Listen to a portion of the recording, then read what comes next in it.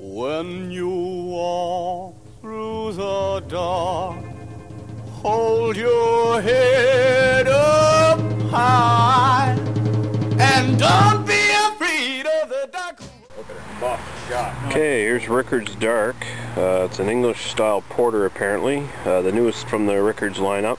It's supposed to have a hint of Quebec maple syrup in it. So they say it's authentically brewed in the English style, so we'll see. It seems to have replaced Rickard's Honey Brown, which is no big loss as far as I'm concerned. And it sits at 4.8% ABV, so we're going to give it a try. Just appeared in my liquor store today. I actually grabbed it right off a pallet jack before they even had a chance to put the cases out.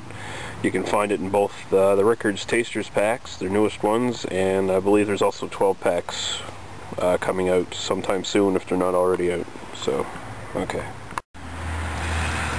Okay, we're back with Rickard's Dark. Pour it now.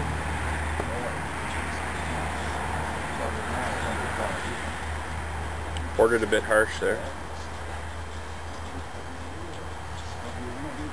It's got a nice sort of tan hit on it.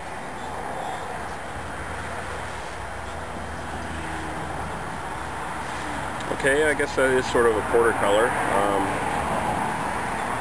Looks more like a brown ale than a porter, but porters can be can range from brown to pitch black, and this sort of really dark, deep amber color that it has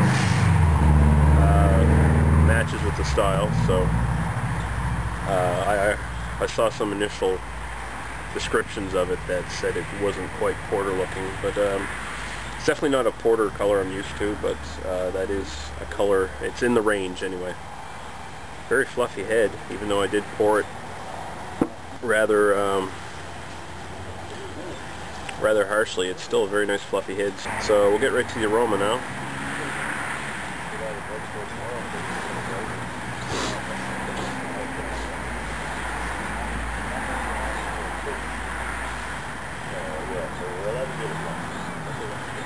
Sort of a toasted malt smell. Not bad, but there's not really a lot going on there. Don't really smell any of this maple syrup that they talked about on the bottle. Very mild. It's not really all that much of a rich sort of smell you might expect. So I guess we'll go right into the taste now.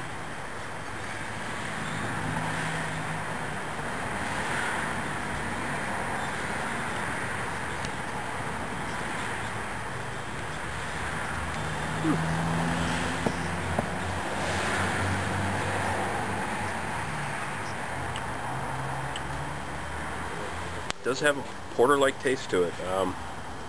Sort of mild, malty kind of taste, caramel, a little bit of chocolate, maybe a bit of a bitter coffee aftertaste there.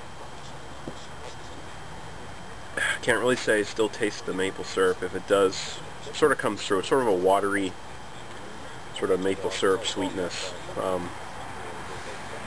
I know that doesn't sound possible, I guess, but that's just sort of the way it comes to me.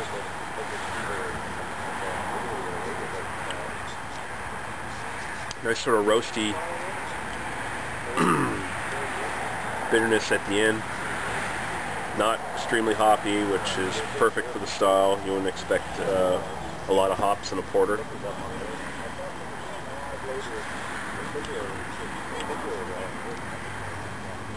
It sort of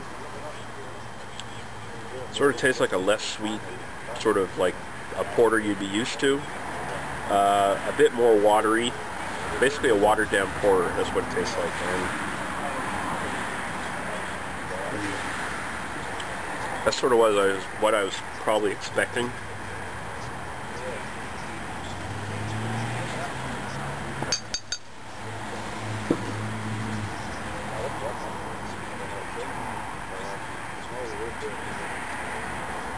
It's not bad though. It's actually pretty good. not really what I'm looking for in a porter. Doesn't have enough body to it. Doesn't have enough flavor overall, but it is fairly flavorful for sort of a macro interpretation of a porter style.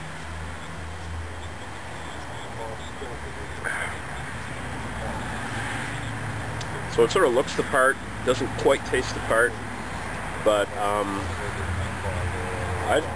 I'd say that's right up there quality-wise, pretty much, with Rickard's White.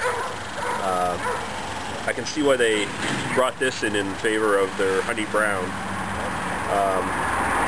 It's definitely a lot better than that one was. Yeah, I could actually see myself getting a 12-pack of this. It might be a good introduction beer for porter newbies. Yeah, that's nice. It's not too thick, not too threatening flavor-wise for them. So it's one of those ones that could probably ease someone into porters.